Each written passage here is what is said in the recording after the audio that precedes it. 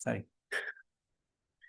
So let's take a moment to set aside whatever worldly activities we've been doing today, whatever has captivated our attention all day,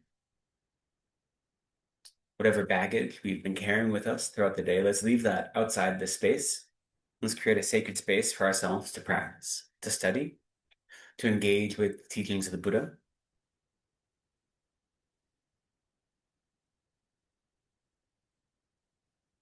And I talk about this, I think, at the beginning of every class, but it's not a physical space we need to cultivate, right? It's a mental space we need to cultivate. Physical space helps us. It's really nice to be in this gompa. Or if you're at home, it's nice to have a dedicated area where you can meditate or practice and study.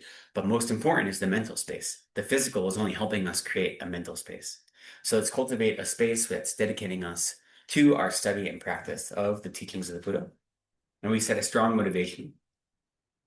The reason we have come together this evening to study these teachings, to study the Wheel of Sharp Weapons, the mind training tradition, is not simply for our own benefit, but our actual reason is so that we might develop the wisdom and the means that allow us to be a benefit to others. We direct ourselves towards Buddhahood for the purpose of others. And so develop this strong motivation that I am here today to look at my mind, to study the Dharma, not simply to benefit myself, but so that I might be of more benefit to other sentient beings, that I might develop the techniques and the skills and the wisdom that allow me to lead them out of the suffering of samsara. And if I have benefit in my life on the way, that's an added bonus. That's not the main reason that I do this practice. So let's develop a strong motivation in that way.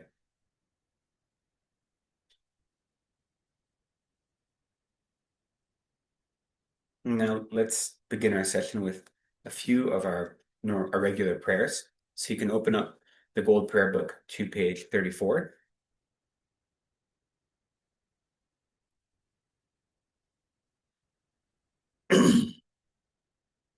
We'll offer the prayer of refuge and bodhicitta 3 times in Tibetan and then once in English. And then we'll continue in English for the next 2 prayers.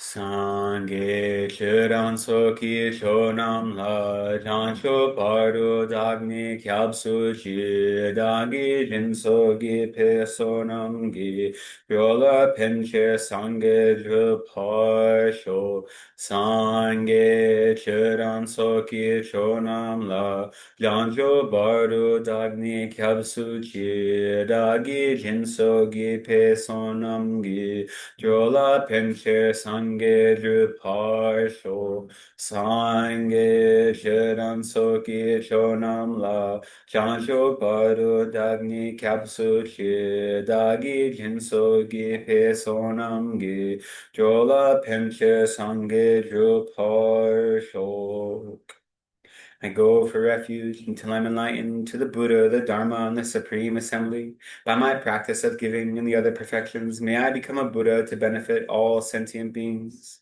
May all sentient beings have happiness and the causes of happiness. May all sentient beings be free from suffering and the causes of suffering.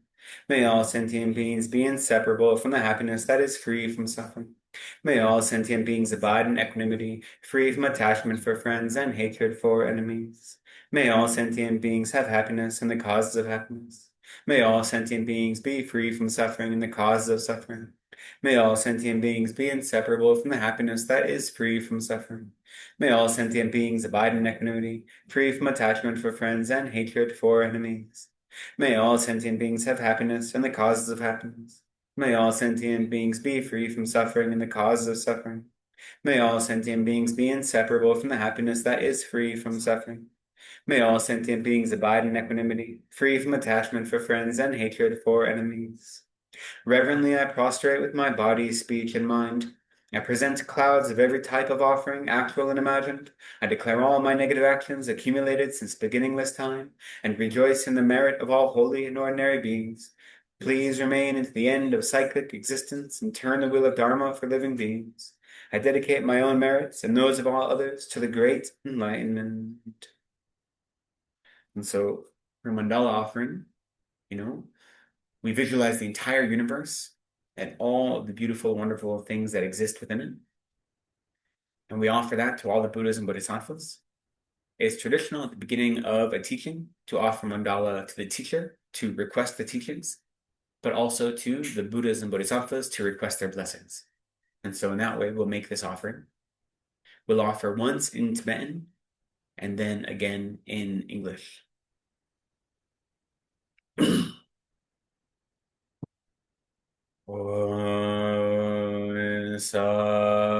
Sashi Joy Shing Me To Tramira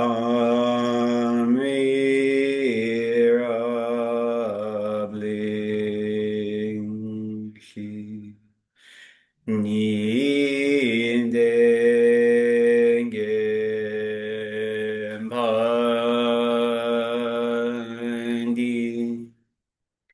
Sangye Shindu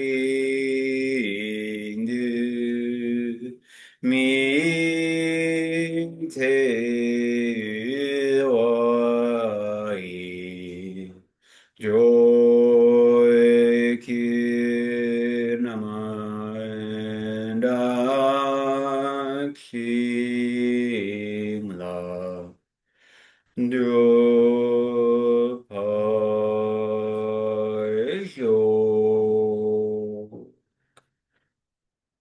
This ground anointed with perfume, strewn with flowers, adorned with Mount Meru, the four continents, the sun, and the moon. I imagine this as a Buddha field, and I offer it. May all living beings enjoy this pure land. Hiram Gurana Mandala Kamniyatayami. Now let's offer praise to Shakyamuni Buddha, page 73.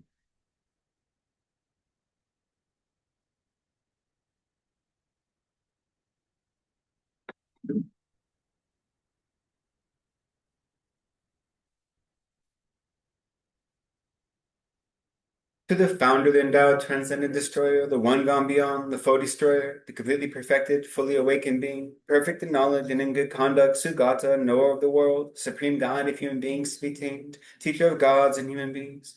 To you, the completely and fully awakened one, the endowed, transcendent destroyer, the glorious conqueror, the subduer from the Shakya clan, I prostrate, make offerings, and go for refuge. To the founder, the endowed, transcendent destroyer, the one gone beyond, the foe destroyer, the completely perfected, fully awakened being, perfect in knowledge and in good conduct, Sugata, knower of the world, supreme guide of human beings to be tamed, teacher of gods and human beings. To you, the completely and fully awakened one, the endowed, transcendent destroyer, the glorious conqueror, the subduer from the Shakya clan, I prostrate, make offerings, and go for refuge. To the founder, the endowed, transcendent destroyer, the one gone beyond, the foe destroyer, the completely perfected, fully awakened being, perfect in knowledge and in good conduct, Sugata, knower of the world, supreme God of human beings to be tamed, teacher of gods and human beings. To you, the completely and fully awakened one, the endowed, transcendent destroyer, the glorious conqueror, the subduer from the Shakya clan, I prostrate, make offerings, and go for refuge. When, O supreme amongst humans, you were born on this earth, you paced out 7 strides and then said, I am supreme in this world. To you who are wise then, I prostrate. With pure bodies, forms supremely pure, wisdom ocean like a golden mountain, fame that blazes in the 3 worlds, winner of the best, Lord, to you I prostrate. With the supreme signs, face like spotless moon, color like gold, to you I prostrate. Dust free like you, the 3 worlds are not, incomparably wise one, to you I prostrate. The Savior having great compassion, the Founder having all understanding, the field of merit with qualities like a vast ocean, to you, the one gone to thusness, I prostrate. The purity that frees one from attachment, the virtue that frees one from the lower realms, the one path, the sublime pure reality, to the Dharma that pacifies, I prostrate. Those who are liberated and who also show the path to liberation, the holy field qualified with realizations, who are devoted to the moral precepts. To you, the sublime community intending virtue, I prostrate. Homage to the Supreme Buddha, homage to the Dharma refuge, homage to the great Sangha, to all 3 ever devout homage, to all worthy of respect, bowing with bodies as many as all realms atoms in all aspects, with supreme faith I pay homage. Do not commit any non-virtuous actions. Perform only perfect virtuous actions. Subdue your mind thoroughly. This is the teaching of the Buddha. A star, a visual aberration, a flame of a lamp, an illusion, a drop of dew or a bubble, a dream, a flash of lightning, a cloud. See, condition things as such. Through these merits may sentient beings attain the rank of all seeing, subdue the foe of faults, and be delivered from samsara's ocean, perturbed by the waves of aging, sickness, and death. Great. Thank you.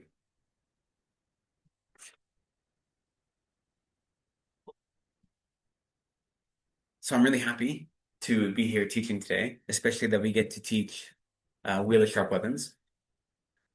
We've been teaching a kind of mind training module for the last couple months, and we started with Atisha's Bodhicharya Avatar, with Atisha's Bodhisattva's Jewel Garland, which is one of the kind of primary mind training texts.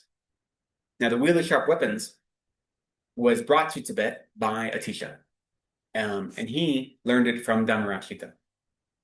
And really, if we look at the mind training tradition, the two oldest texts that we really have are both by Dhammarashita, they only exist in the Tibetan that was brought to Tibet by Atisha. This one, the Wheel of Sharp Weapons, along with Peacock in the Poison Grove. And so,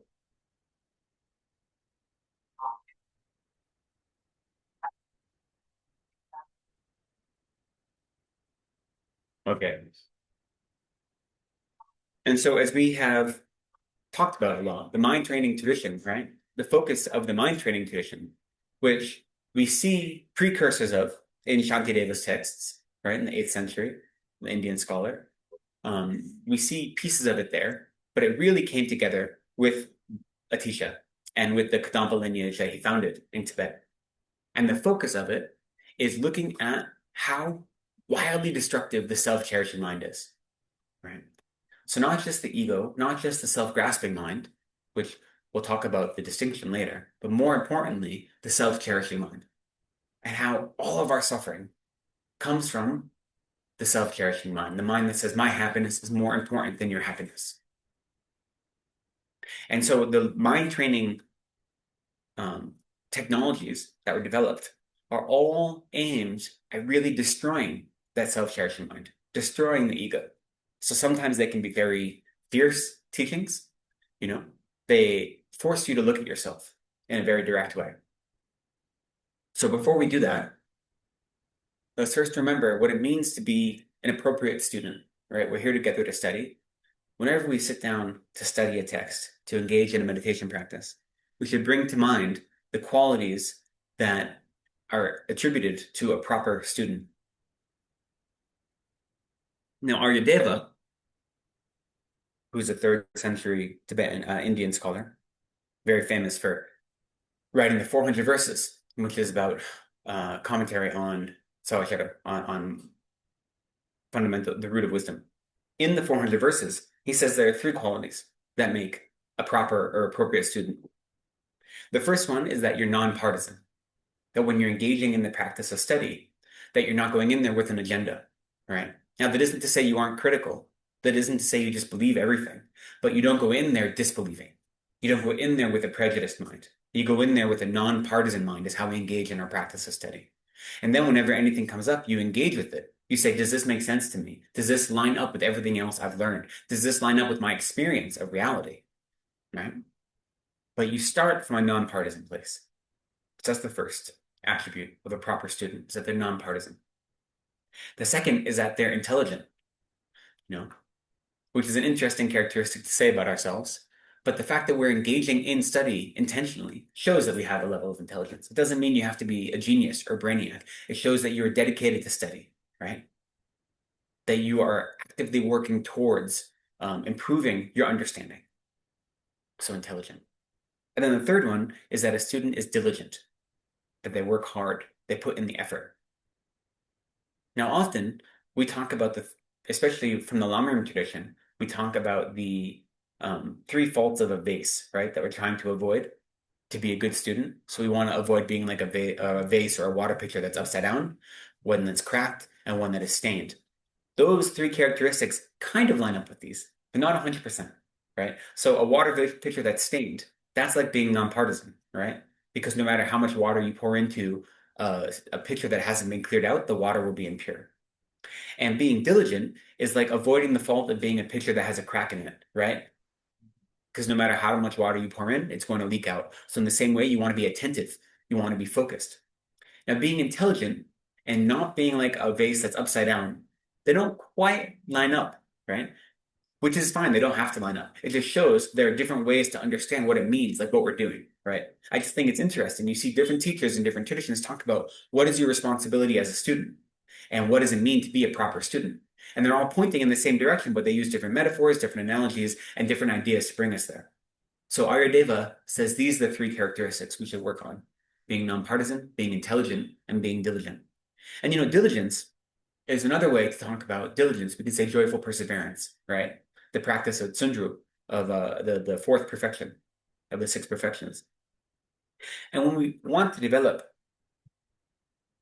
joyful perseverance, we generally, there are, again, many ways to talk about it, but one way is to talk about the four kind of steps to develop joyful perseverance. We start with a mind of aspiration, right? With a mind that actively wants to engage in this practice.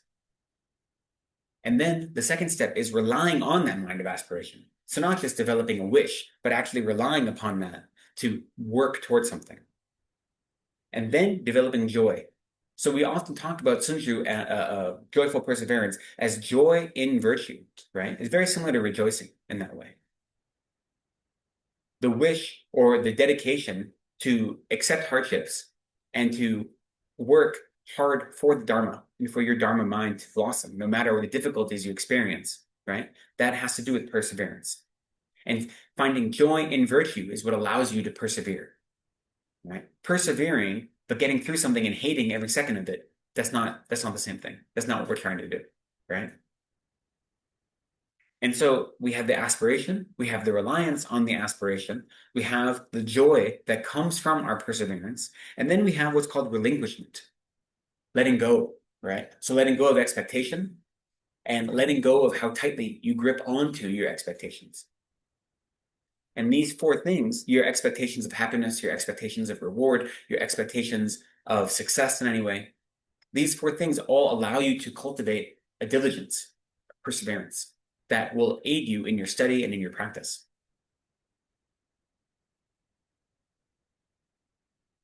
So, in the mind training tradition, we typically talk about it as a Mahayana practice. But we want to be clear, what is our goal when we practice? And I talked about this when I mentioned the motivation. So what is the goal of Dharma? Why do we study the teachings of the Buddha? We have to be very clear about this. We can't be confused about why we practice. If we're practicing only to have joy and happiness in this life, then that is not a worthwhile motivation for our practice. We need to practice with a mind that wishes not simply for us to be free from suffering, but that is the wish for us to free all sentient beings from suffering, right? So compassion and bodhicitta, those have to be our primary motivating factors. So when we practice Dharma, no matter what it is, when we're looking at Lojong, mind training, we're working to get rid of our self-cherishing mind. What that's doing is allowing us to be free from our own suffering, right? That's the practice. But the reason we want to be free from suffering is so we can benefit others. So we always have to be clear what our goal is. And now the truth is, the more we engage in service to others, the more calm, the more patience, the more happiness we'll experience in this life. That's just the way it works, right? That's the part of the process. But if that's our goal, the happiness of this life, then it's not a Dharma activity. We're doing something else. So if we keep our eyes on the long view, then the temporary circumstances improve as a consequence, right? So we should always be clear, no matter what we're doing, what's the goal of Dharma? And what's the goal of my Dharma practice? And this doesn't just mean coming to the center today and studying. This doesn't just mean meditating every morning. What is the goal of my life? Every moment of my life, I'm engaging in practice of some sort, whether I'm doing it intentionally or not, right? Every moment, I'm doing something that is leading me either closer to Buddhahood or farther away. So we need to think, what is the goal of my life? And what is the motivation that I use to empower everything I do throughout my day? Whether it's a worldly activity or an explicitly spiritual activity, if we want to make those distinctions, which aren't always helpful. Sometimes they are. So we need to be clear about our motivation. Mind training practice, it helps us be clear about these things, especially because a lot of the mind training teachings are so pithy that we can bring them with us, you know? We can bring them to mind very easily. And so whenever we feel ourselves kind of going in the wrong direction, you can bring up a verse that you may have memorized, and it brings you right back to the central point. His Holiness Dalai Lama often talks about the 8 verses of mind training being one of his favorite texts because it's so easy to memorize. It's only 8 verses, right? So no matter where you are, you can just recite that. You can meditate on that. He talks about how if he has to catch a flight and the plane's delayed, then you can sit in the airport and meditate on the 8 verses of mind training, and it's perfect, you know? So the mind training tradition offers us this great corpus of material that'll allow us to really make our everyday life a Dharma experience.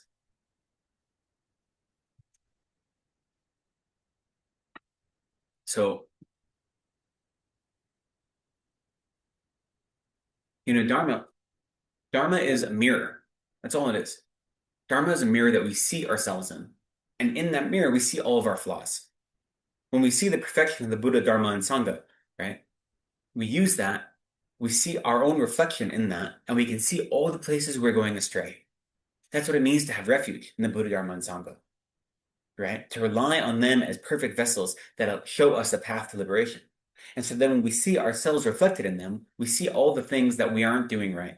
And this isn't to blame ourselves. This isn't a matter of chastising ourselves. It's a matter of recognizing these are the things that I could be changing in my life to make my life more fulfilled and to make me be of more service to others. So Dharma is a mirror in that way.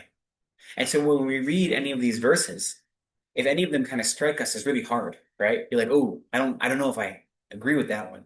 That's usually because there's something we're clinging to that we see reflected in that verse that we don't want to look at. Right? So understanding Dharma as a mirror that allows us to see our own flaws is a really helpful way to think about the teachings of the Buddha. And so then, if that's what we're doing, how does Lojong point us towards that goal? How does the training that is forcing us to look at our self-cherishing mind point us to see our own flaws?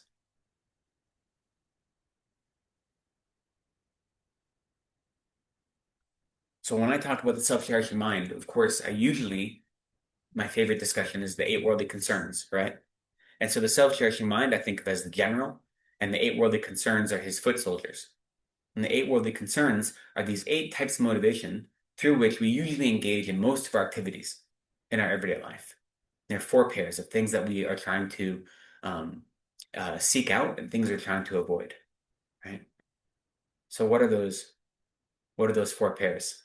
Pleasure and pain, So the first one is we're trying to seek out pleasure and trying to avoid discomfort or pain. gain Okay. and loss, Gain and loss, popularity and infamy, popularity and infamy, and then praise and criticism. and praise and criticism. So if we think about most of our activities, most of them are going to be motivated by seeking out one of those 4 or avoiding one of the other 4, right? How often do the things we do we do it because we want to experience pleasure, we want to experience praise, compliments, we want to have gain of some sort, or avoid their opposites? Anytime those are our motivations, right? Anytime we're not engaging in a spiritual practice, even if it looks like it from the outside. What we're doing is digging ourselves deeper into samsara. We're engaging in worldly activities. And so the self-cherishing mind, it deceives us, right? It deceives us because it makes us think this is the way to live a happy life.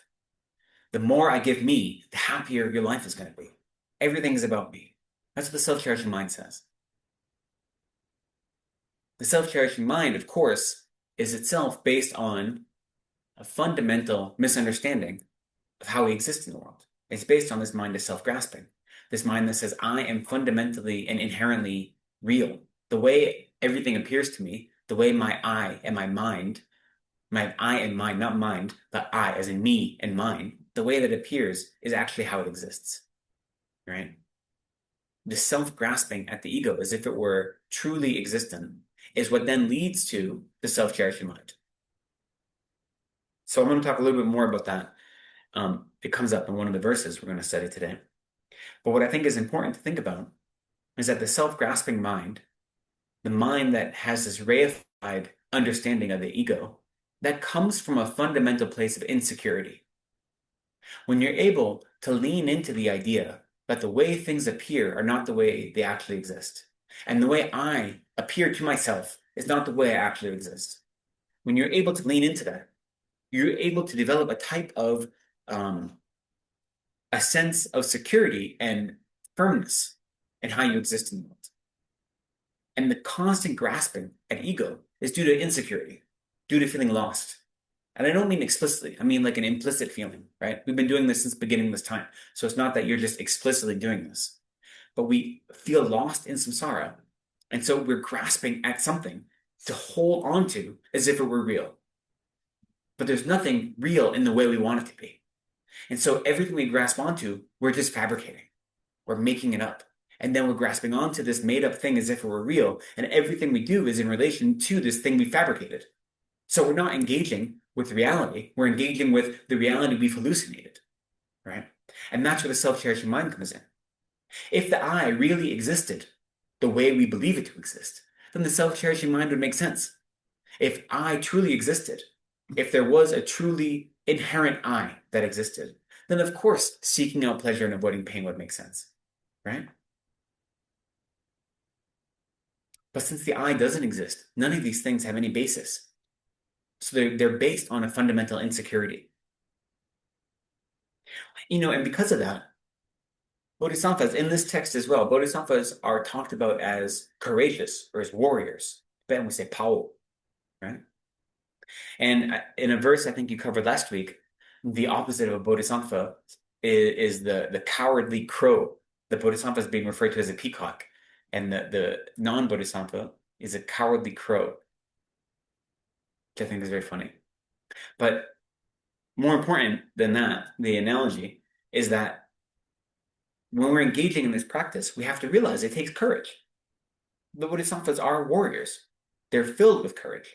And when we're able to develop that sense of courage in our minds, then there's no place for self-cherishing. Because that courage itself looks at this hallucinatory I and says, you aren't real. And therefore, all of these things that I do in my life to coddle you make no sense at all. And therefore, I should spend my time and my energy focusing on making others' lives better. So it's impossible to have the courage of a bodhisattva warrior and have a self-cherishing mind at the same time. So now, to get to this text, there had been this overarching goal that we somehow cover this whole text in 4 weeks. And then we only had 3 weeks because the first week we didn't get to start on it. And now is the third week, and I think we've covered 6 verses out of 117. So we're not going to cover 111 verses tonight. Sorry. And we're going on break after this weekend. So this series will be put on pause until the teachings resume after the winter break. But because of that, if there are any questions, I'll leave more time for questions at the end today than usual.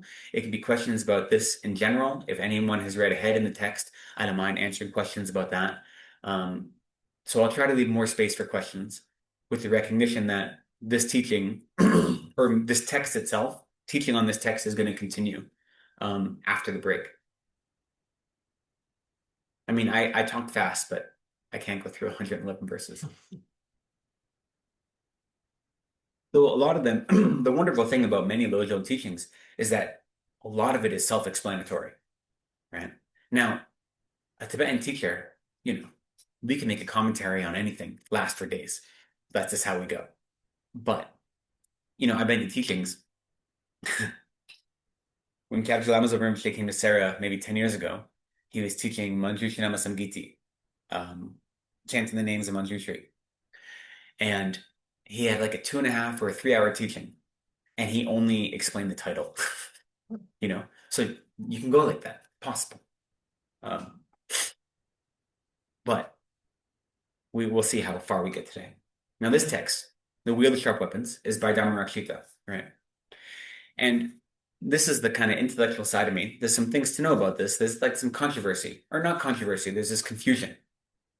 And I've, reading many commentaries, and even their geshes that are confused about who these people are. So I'm going to give it to you the way it is explained by Jomtongpa in his biography of Atisha, but not everyone gets it right all the time. So you might find other geshes that contradict this. Atisha is said to have three teachers who taught him bodhicitta and who taught him Lojong. Okay?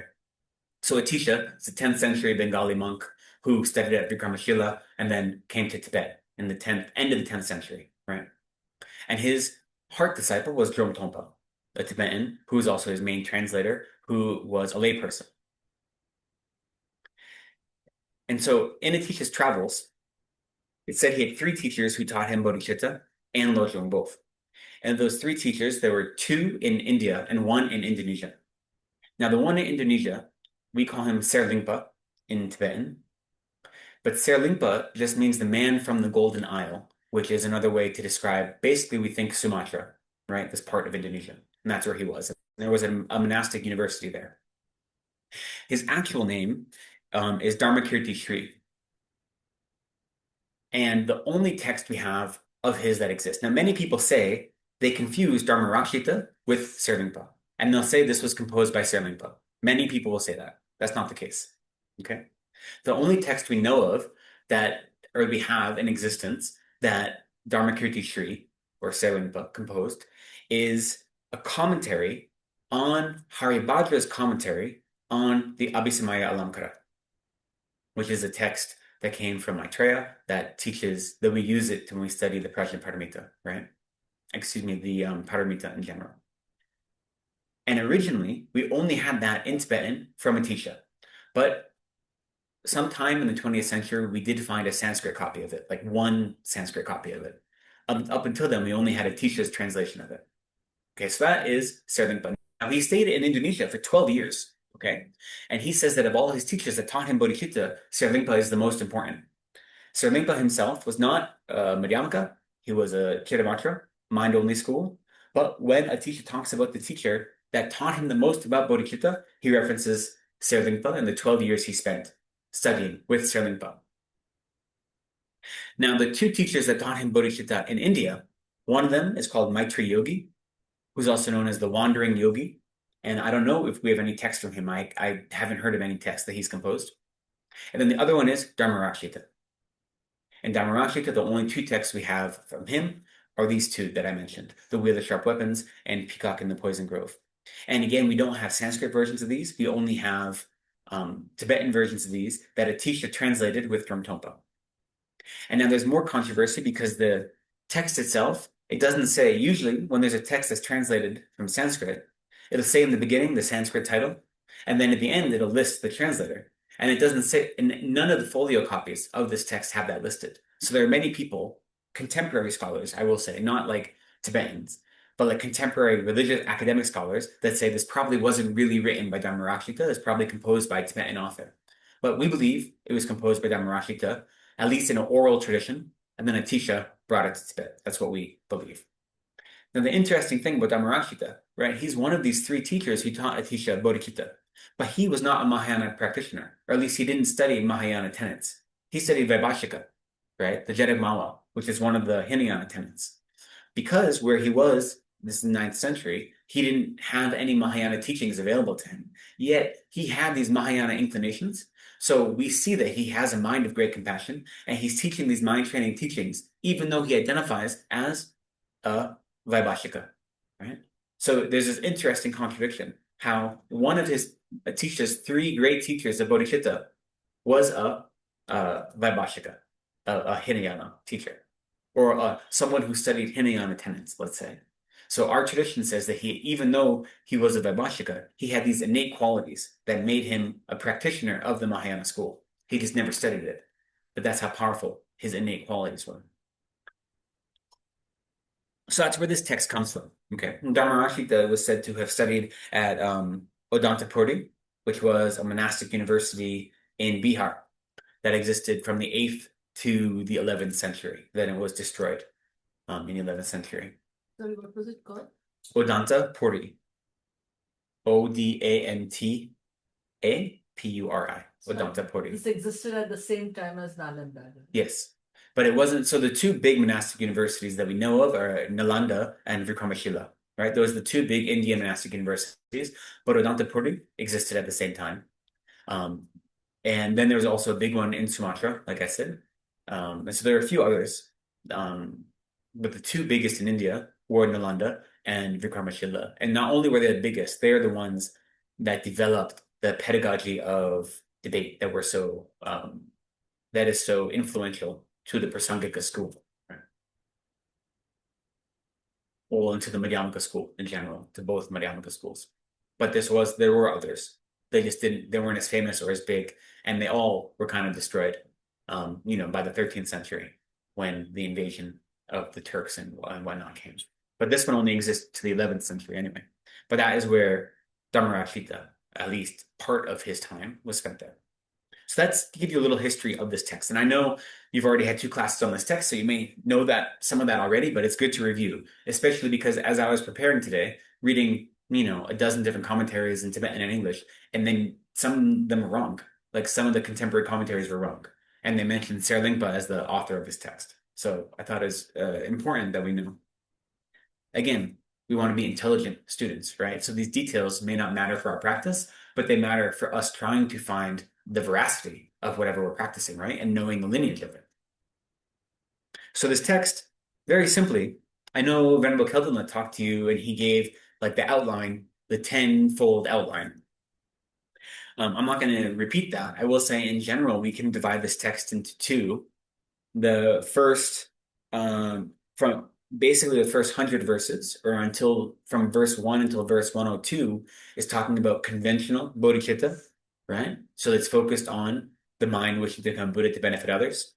And then verses 103 to 116 are ultimate bodhicitta, so the mind that recognizes emptiness. And then the last verse, 117, is a dedication. Now, there are more subdivisions within that. I won't go through all of them. I'll just go through the ones that we're going to be talking about today and the ones you've already covered. This is what happens when you come to a Gelug center. They give you lots of lists and lots of academic stuff. We often get criticized for never meditating and for only studying, right? But Tsongkhapa very clearly says, if you say now is a time for meditation and now is a time for study, you're wrong. Because you should always be doing both. To separate them that way is a fallacy, right? So I know, especially when I started studying, sometimes I get all these details that seem totally inconsequential to my practice. And I appreciate that. That was my feeling when I first started studying. And to some extent, I still feel that way sometimes. But I do see the benefit of understanding the outline of something, right? To see the big picture. So much of especially what's important with Lojong is we're trying to get a big picture understanding. And so seeing how a text is put together and seeing how the different pieces work together help us, right, in our study of the text and in our practice of the text. And in trying to incorporate that text into our everyday life, knowing how all the pieces fit together is useful, right? Even if it is a little boring sometimes. But so the first group of verses from verse 1 to 7, these are talking about how to transform afflictions and how to transform the self-cherishing mind into the path. And so we're going to start with verse 7 because I think you went to verse 6 last time. Then the other 2 sections we're going to get to today. Verse 8 is its own section, and that is how to practice Tonglen. So Tonglen is really brought up in verse 8. Though in my opinion, I think verses 7, 8, and 9 all work together to talk about Tonglen, giving and taking, but generally it's listed as verse 8. And then verses 9 through 48 are all focused on karma and the cause and effect reaction of karma. And so we're not going to get past that today. So those are the 3 subdivisions that I want to talk about today. Now, the text is called the Wheel of Sharp Weapons, right? So what is this wheel that's talking about? And there are 2 analogies that this wheel is used for. The first one that we're going to come to today is that this wheel, so this imagery of a wheel is very strange, to be honest. And all of the visual imagery you see of it is like a wheel, either like a throwing star or a wheel made of swords. That's not on our book, but many of the books will have imagery like that. But really, and to be fair, the text, the Tibetan, is like Choe Khor Sum, which means exactly a wheel of sharp things, of swords or of sharp weapons. But what it's really talking about is, I think of it more like a boomerang, right? So this first imagery is talking about the wheel of sharp weapons is the maturation of the karma we've created in the past that we're experiencing right now. And we'll see that explicitly referred to in the verses on karma when we get to them. So this wheel of sharp weapons is we've created the karma and now it's coming back on us, right? The ripening of it is coming back to us. So in that way, this wheel of sharp weapons is our experience of pain or of suffering, of misery of any sort is due to the karma we've created. So we've created it and now it's circling back on us. The other imagery we see for this wheel is that the wheel of sharp weapons itself is the wisdom that realizes emptiness, and through realizing emptiness, destroys both self-cherishing and self-grasping. So we can see this wheel in both a positive and a negative light, right? Well, I don't know if negative is the right word, but positive insofar as it's destroying our delusions when it's recognized that it's our wisdom that realizes emptiness is this wheel of sharp weapons that continually burns through all of our delusions. But then on the flip side, it is also used as the imagery of the past actions you've created coming back to harm us now. So that's where this imagery of a wheel comes in. So the first one you said is our karma coming back to Yeah, us. so the wheel itself is the ripening of the karma we've created in the And the past. second, Is a more positive imagery where the wheel itself is our wisdom that realizes emptiness. And through the destructive quality of this wheel is it destroys our self-cherishing and our self-grasping. So the wheel itself is similar to, for instance, Manjushri's sword, blazing sword of fire that cuts through the ignorance. Like the wheel is a weapon we yield to cut through our delusions, or specifically our self-grasping and our self-cherishing. And that weapon is the wisdom that realizes emptiness. So it's referred to in these two ways. That second one we're not going to get to. That's in the second half or the back of the text. The first one will very explicitly be referenced in our verses today. So to review a little bit, the first 6 verses that you went over, the first 7 verses, like I said, are all about how to transform our suffering into, and especially how to transform our attachment and desire and self-cherishing into the path. And the imagery used in this text, as well as Dharma this other text, is that of the peacock, right? And the imagery is that the peacock consumes poison, and they're nourished by this poison. And now there are a lot of reasons that they believe this, Tibetans believe this. We say one of the primary reasons probably is because the peacock's neck is blue. So similar to Vishnu, who is said to have swallowed poison and it gets stuck in his throat and caused his throat to turn blue, the peacocks must be swallowing poison to give them the brilliant blue color. But they do eat wolfsbane and other herbs that would be poisonous to other animals. So they do actually eat some poisonous things as well.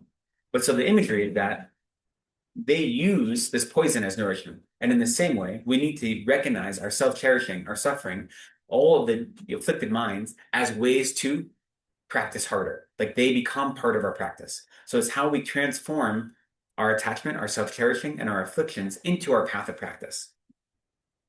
And so I'll talk about that in a minute. But first, in general, we're taught that there are 5 ways the peacock is like a bodhisattva. And these do depend. I've never seen these in the Indian teachers. Again, this isn't explicit in the text. This is always in commentaries. And there are no Indian commentaries in this text, only Tibetan commentaries.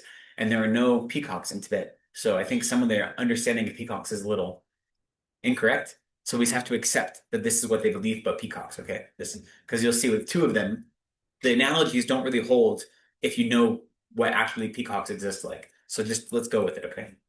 The first one is we say that the peacock's beautiful colors that comes from consuming poison is similar to the way the bodhisattvas shine with bliss and joy by practicing through their attachment and the other afflicted monks.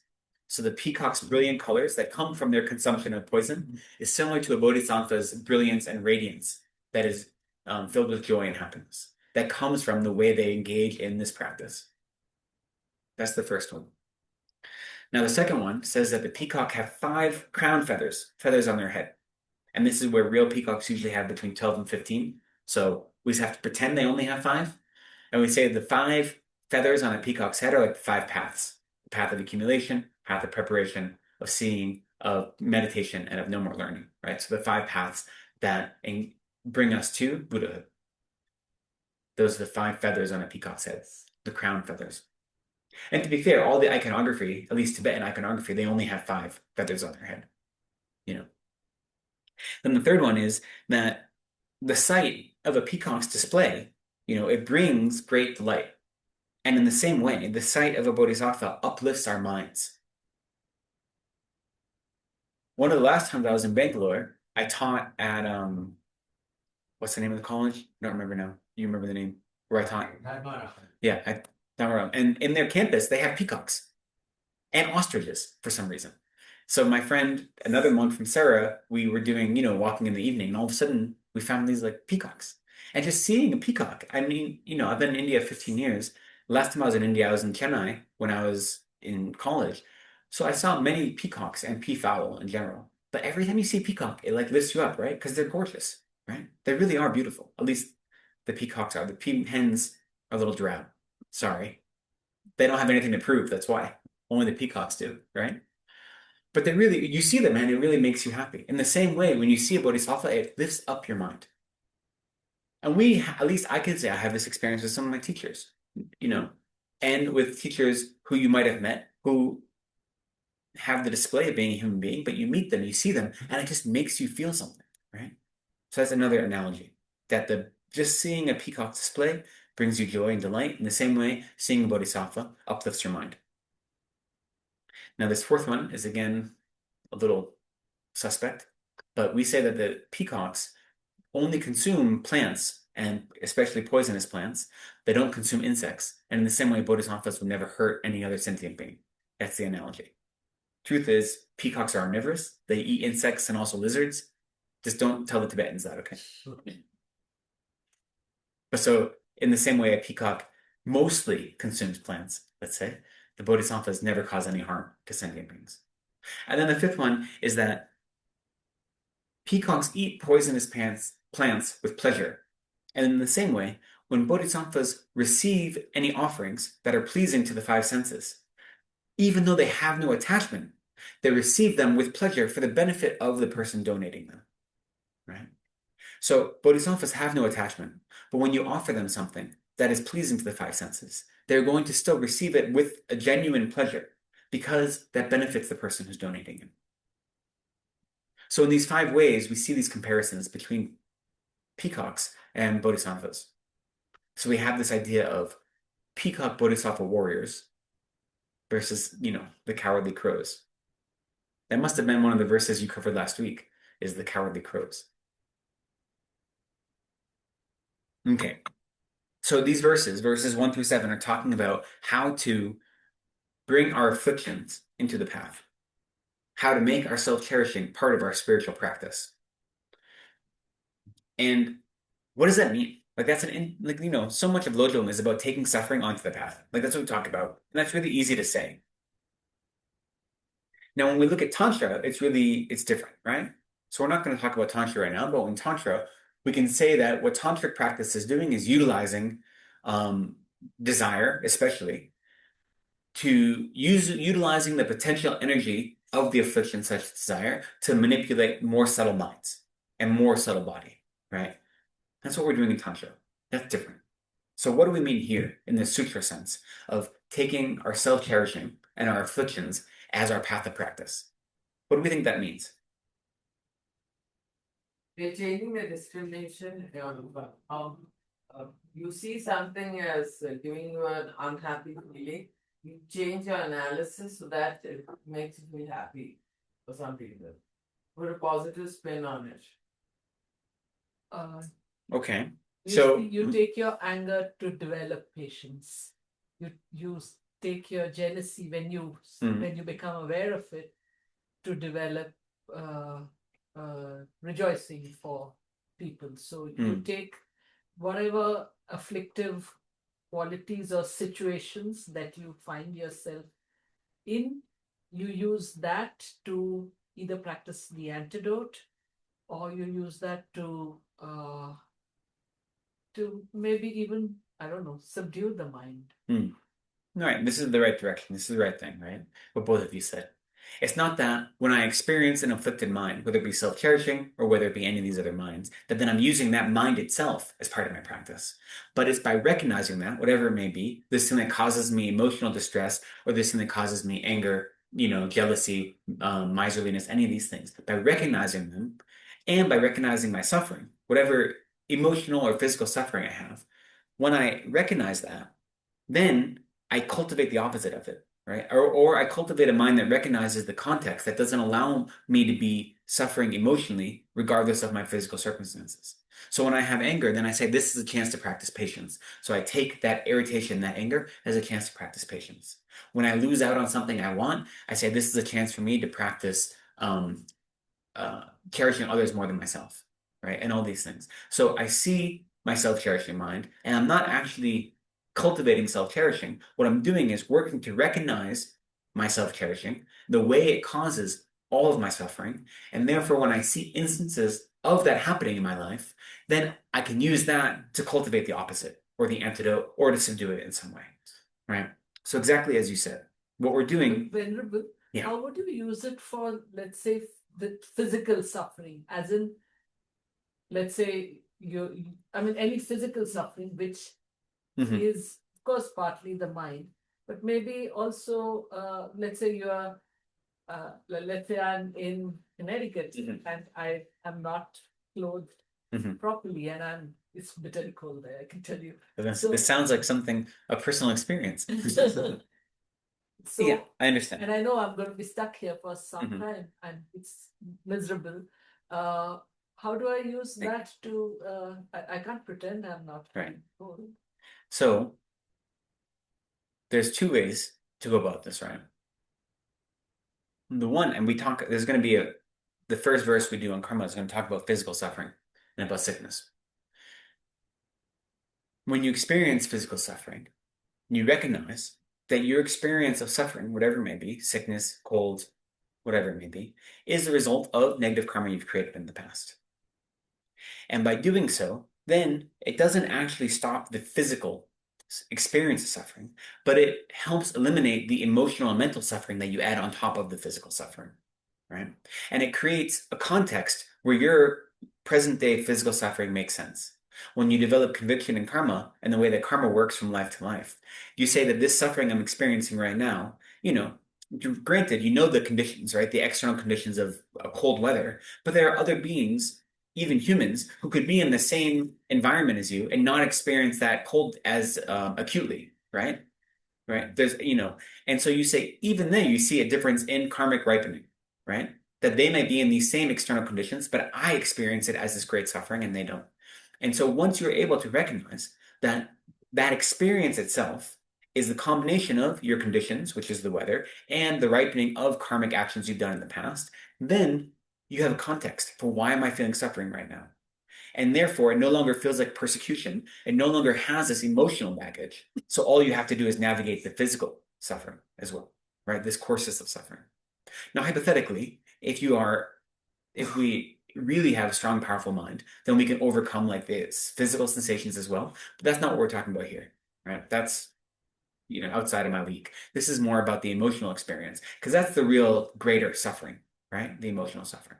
But the important thing when we do this, how to bring samsara into our practice is we have to do it we have to maintain both a balanced view and a long view, right? And what I mean by that is the balanced view is that I am a human being, I have this human body. So me experiencing the suffering of cold, I shouldn't subject myself to it if I don't have to.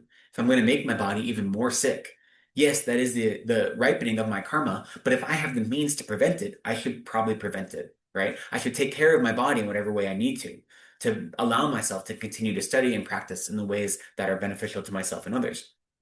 So that's balanced. It's recognizing that, yes, this is true. This is the ripening of my karma. But the other ripening of my karma is I have access to warm clothes. I have access to a heated house or whatever it may be, you know? So that's having a balanced view. And it's not throwing ourselves at suffering and saying this is to get rid of my negative karma. It's not celebrating suffering. It's not, it's not saying suffering is beneficial. We don't have to seek out suffering. It's going to be there. So balanced view is recognizing that we have to take care of our body in that way.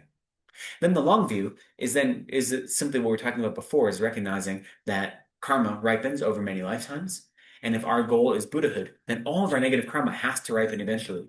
Now, some of it we may purify, some of it we may mediate so it doesn't ripen as intensely, but we're going to experience it before we become Buddhas, right? So we should always have the big picture as the most important thing.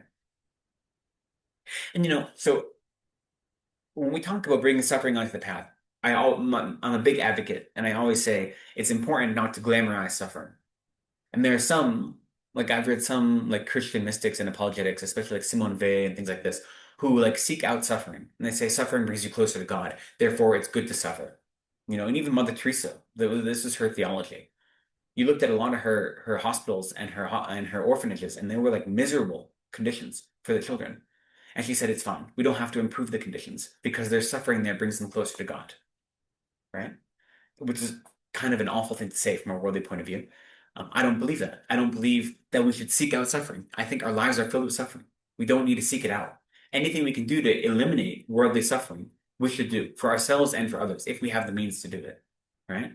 We don't need to seek out or glamorize suffering, but we can't avoid suffering. We're sentient beings. At the very minimum, we're going to age, get sick, and die. So we are going to have suffering that we can use to propel our mind closer to Buddhahood, to get rid of the self-cherishing mind that says, I deserve not to experience this, right? Because there's the experience of feeling cold, and there's the experience of saying, why am I cold right now? I don't deserve this. I deserve to be somewhere nice and warm and toasty. Those are two different things, right? And we don't deserve that. Why would we deserve that? The mind that's holding on to this attachment to saying, I deserve to be comfortable. I deserve pleasure. I don't deserve this experience of pain. That's causing us much greater suffering than the actual elements, right? But in our everyday life, we don't separate those two types of suffering, right? We just think it's all one thing.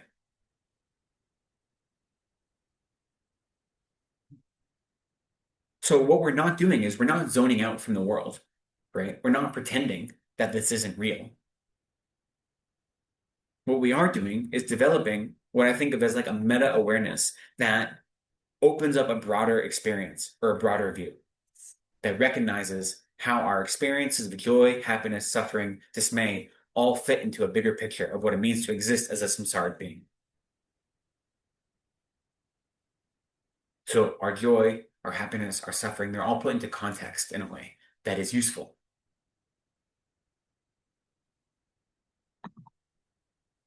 The experience of cold is a very interesting one. I just spent about 3 weeks in Tawang, which is in Arunachal Pradesh, which is in the northeast, right? And it's cold there. Not quite terribly cold yet, but it's cold. And it's about 3,000 meters above sea level. And so like during noon time, it's very warm because you're close to the sun. But the sun comes up at 5:30 and it sets at like 4. So once you hit 2 o'clock and the sun gets too low, it gets really cold again. And so we're all bundled up, right? And I realized the difference. I was talking to a friend who was also there that, the cold is like New England. I should be used to the cold. I grew up in New England. But the difference in New England is when you go inside, you're warm. But that's not the case in Taiwan. You go inside and you're in a little refrigerator. That just makes you feel colder. So, I'm wearing like a full jacket and hat to bed every night. But I look at the people that live there and they're like, it's fine. This is the way it is. So my experience and distress from being cold was so wildly different than the Mumpa who lived there, right? And it was fine. Got a nice little space heater. It was fine. But they also don't pay for electricity there, just due to the electricity source. So you can run the space heater all day and you're fine. But the point is, my experience of cold, it was like really telling for me, right? To see how quickly I went from comfortable to uncomfortable and the length I went to try to be comfortable. And I was never on the verge of like being ill. I was never on the verge of really causing harm to my body, but still, I sought out comfort, right? Because my self-cherishing is so that strong, right? So cold and weather is interesting. But anyway, the point is we're not trying to pretend suffering doesn't exist. As we're saying, we experience our suffering, our self-cherishing. We look at it as an opportunity to then develop the antidote and to bring ourselves closer to Buddhahood. I think it's, when we're talking the analogy of the Bodhisattva being a peacock talks about samsara as this jungle, right? Where they seek out the poisonous plants. But the truth is, all sentient beings are living in that poisonous jungle, not just the peacocks who can consume it and be nourished by it. So it's our responsibility as practitioners, as people seeking out a spiritual path, to not just nourish ourselves, but to do what we can to nourish others, to help others. Because all sentient beings are in this poisonous jungle, right?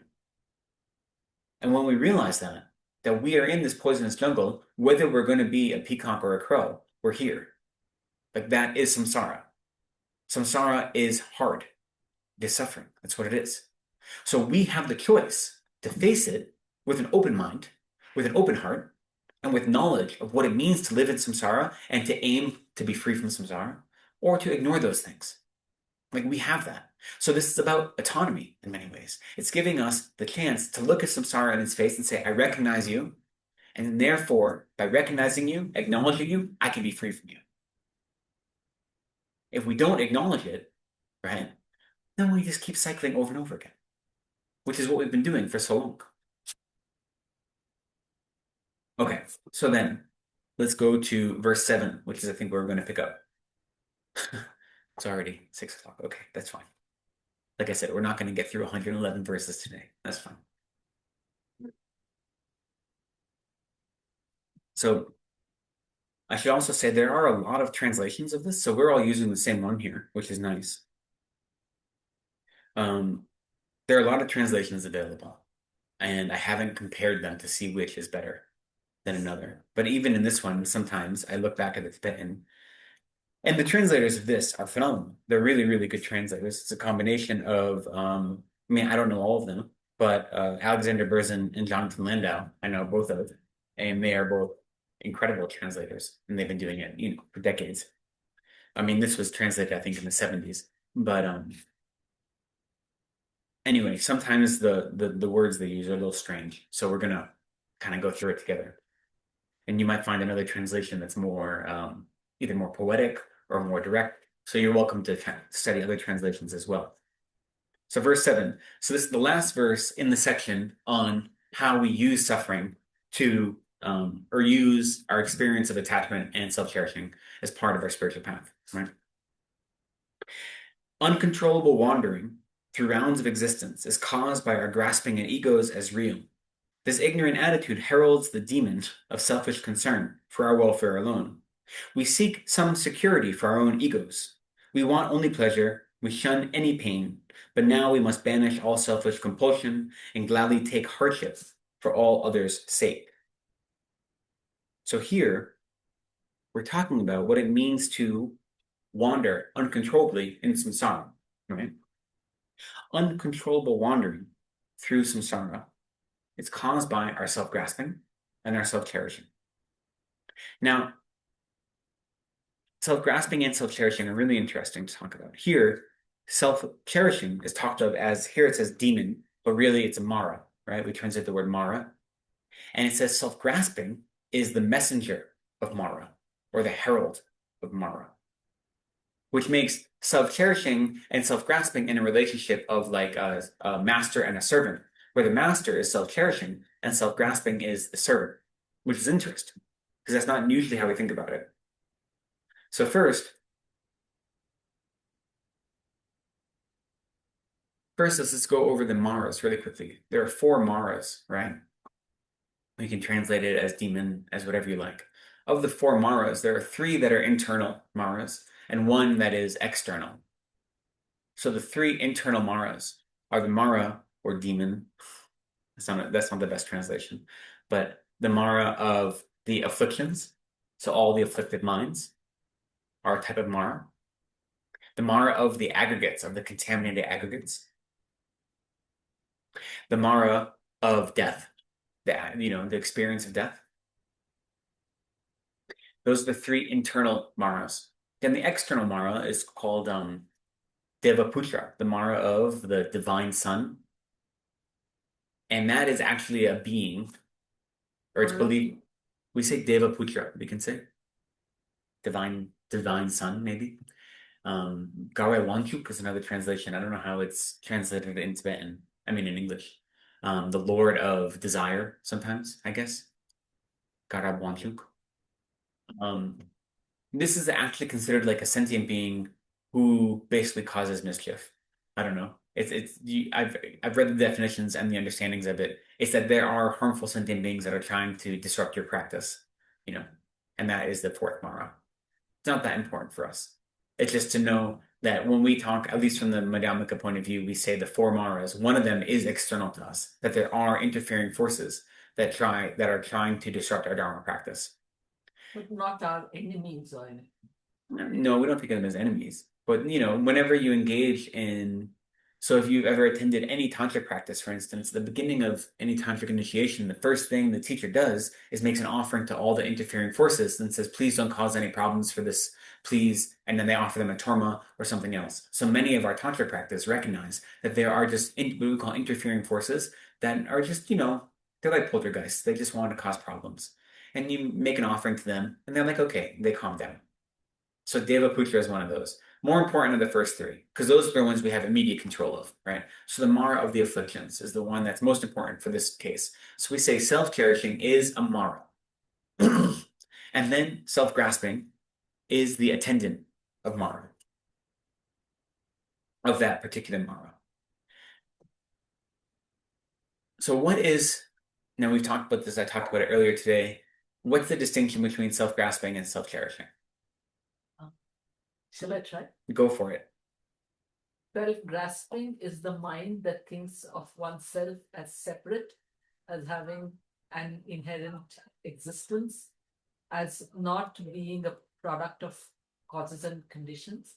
And self-cherishing is the mind that just wants the best for us. Yeah, it says I'm more important. My happiness is more important. So that's exactly right. Now the question is it possible to have a mind of self-grasping that is separate from self-cherishing? Is it possible to have a mind of self-cherishing that is separate from self-grasping? Is it possible to have a mind that is both, right? And now generally, we say that the root of samsara is self-grasping. That is a fundamental ignorance that causes us to continue experiencing samsara over and over and over again. This belief that I truly exist. That is the root of samsara. Grasping at the self of person and grasping at the self of phenomena. But in the Lojong teachings, it says that self-cherishing is the cause of all of our suffering. So from one perspective, especially from outside of the Lojong teachings, we say, well, the real cause of our suffering is going to be self-grasping. That's the root, the very fundamental cause of all samsara. And then self-cherishing comes from that self-grasping. We believe that I inherently exists, and therefore we want all good things for it. And that is the common way to understand it. But if we flip it around, which some texts do, including many commentaries on this text, we say self-cherishing itself is the Mara, and its attendant, its helper, is self-grasping. Right? And that's another way to look at it. And the truth is, there's more than one level of self-cherishing. So if we say self-cherishing has a coarse and a subtle differentiation, then an arhat, a Shravaka arhat, for instance, so an arhat who has achieved, someone who has eliminated all afflicted minds, as well as their seeds, all afflicted minds and their seeds, and has achieved nirvana, but not Buddhahood, right? They've achieved nirvana. They still have self-cherishing. But their self-cherishing is their lack of mind that wishes to benefit others more than themselves. Which isn't the same thing as a mind that actively says, my happiness is more important than yours, but the lack of the opposite of that is a type of self-cherishing. Because if they didn't have that, they'd have developed bodhicitta. They'd be bodhisattvas and not Stravakas, right? But they've eliminated all afflicted minds. They've eliminated self-grasping entirely, as well as all the seeds of self-grasping. Yet they still have self-cherishing, but it's this very subtle form of self-cherishing, right? So when we're studying bodhicitta, especially, and the mind training teachings, we have to think of this subtle type of self-cherishing. They say that this is even more difficult to eliminate than self-grasping, because even the Shravaka arhats have eliminated self-grasping. The Hinayana practitioners can eliminate or rather, the Hinayana paths can lead you to the elimination of all self-grasping and its seeds, because it can eliminate all afflictions and you can achieve nirvana, freedom from samsara. But it doesn't eliminate the most subtle type of self-cherishing that still is the lack of cultivation of a mind that cherishes others. Venerable. Oh, yes. Sorry. So, when you're saying arhat, arhats have not eliminated the cognitive obscurations, right? They have eliminated only the Correct. afflictive obscuration. That's correct. Okay. But the cognitive obscurations, according to Prasangika Madhyamaka, are Yeah. merely the imprints that cause dualistic view, right? Okay. So when you're studying, if you're studying salam, grounds and paths, and you talk about the cognitive obscurations and the afflictive obscurations, from the lower tenet systems, we talk about self-grasping as a cognitive obscuration, according to Yeah. lower tenet systems. But according to Prasangika Madhyamaka, the actual tenet philosophy that we follow, self-grasping is not a cognitive obscuration, it's an afflictive obscuration. Oh, okay. Yeah. Okay. But you're correct, though. The arhats have not eliminated their cognitive obscurations. So they haven't realized directly experience emptiness. No, they have. They have to. And they've eliminated all self-grasping. So in the Prasangika system, we say that all three paths, the paths of the Shravakas, the Pratyeka Buddhas, and the Bodhisattvas, all their main object of meditation is the lack of true existence. And their understanding of emptiness is the exact same between them. There's no differentiation between their understanding of emptiness between the three paths. Or the three vehicles rather. The Shravaka vehicle, Pratyeka Buddha vehicle, And the Buddhas. Bodhisattva vehicle. Right? Thank you. Yeah. But when you're studying, we first study this material through the point of view of the Yogacara Svatantra Madhyamaka. So the lesser school of Madhyamaka, and they don't believe that, right? They believe differently. They believe that all three vehicles have different objects of meditation, and they believe there's a differentiation.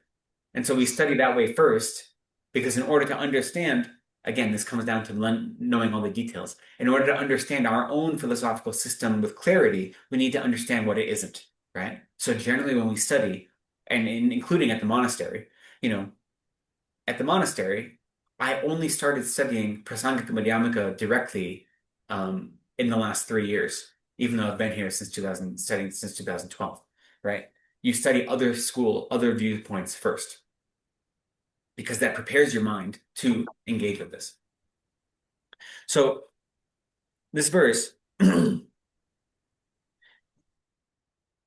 so in any case, I think it's important for us as practitioners to think about both self-cherishing and self-grasping. We need to eliminate both. Depending on our circumstances, one can be, so according to this tradition, we say that self-grasping is easier to eliminate than self-cherishing. That's why self-grasping is the messenger of Mara, whereas self-cherishing is Mara itself. There are other commentaries that have it the exact opposite. And that's not a contradiction.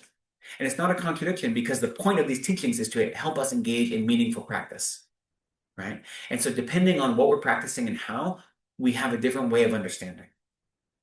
The reason that I love Lojong teaching so much is that it's easy for me to see my self-cherishing, right? I mean, I'm still captivated by it and I still have a lot of self-cherishing, but if I look throughout my day, I can see my self-cherishing mind acting all over the place. I can see it very easily. Whereas the self-grasping mind is more subtle sometimes, harder for me to see, personally, right? Which is why these mind training teachings allow me a way into seeing the self-grasping mind. By eliminating the self-cherishing mind, or by looking at the self-cherishing mind and the way it works in the world, then I can see where that mind is based on. That mind is based on belief that this I really exists in a fundamentally inherent way. So that's how I get to self-grasping, through self-cherishing. But other times, you can go the opposite way, and that may be more beneficial for your practice. So it's worth recognizing that both of these things are true at the same time, right? And it doesn't contradict because it's dependent upon what you're engaging in for practice. Now, we will say fundamentally, the root of samsara is self-grasping. That doesn't change. But that's why the Shravaka Arhats and the Pratyeka Buddha Arhats are free from samsara by eliminating self-grasping, but they haven't eliminated self-cherishing. Because they have this subtle self-cherishing, which is simply the lack of cherishing others more than themselves. It isn't seeking out the eight worldly concerns, right? They're not seeking those out because they've already free from samsara. They don't have any attachment anymore. But they don't have the wish to benefit others.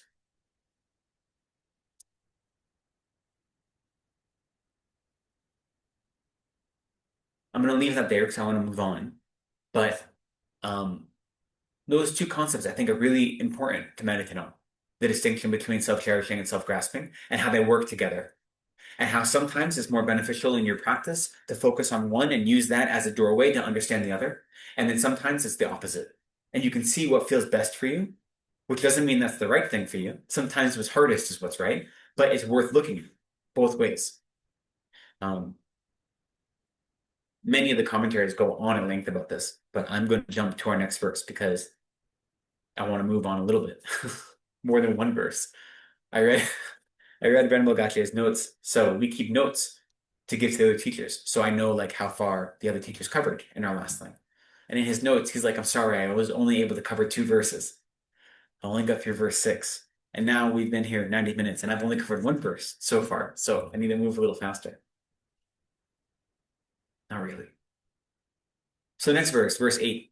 So this is our new subject, right? The first 7 verses are talking about how to transform self-cherishing and suffering into the practice. And verse 8 is under the heading or the title of Karesana, practicing Tonglen, the giving and taking, right? And like I said, I think personally, Tonglen is introduced through verses 7, 8, and 9, but that's just me. So verse 8 says, so first off, let me read verse 8, then we'll talk about Tonglen. All of our sufferings derive from our own habits of selfish delusions we heed and act out. As all of us share in this tragic misfortune which stems from our narrow and self-centered ways, we must take all of our sufferings and the miseries of others and smother our wishes of selfish concern. So those last 2 lines are really pointing to the practice of Tonglen. So Tonglen, this practice of giving and taking, really should be named Lentong, taking and giving. Because when you do the practice, you take first and give second, but it's named Tonglen. So what it is, it's a practice of taking other suffering onto yourself mentally, and then using that experience of suffering to try to smother your self-cherishing mind, and then giving away your happiness to others. So there's a whole meditation practice we do, which involves first visualizing your guru or the lama, yidam, whoever you may have. Usually, we visualize them at the crown of our head or in the space in front.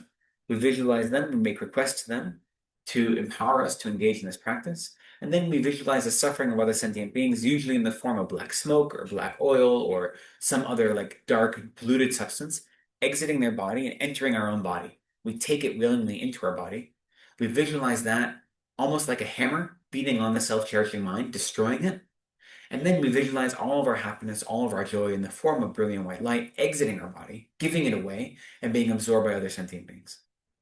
And there's different ways to practice this, but that's the heart of the practice, right? And so this word, we'll talk about the practice for a moment first. So Tonglen, it's an internal transformation, right?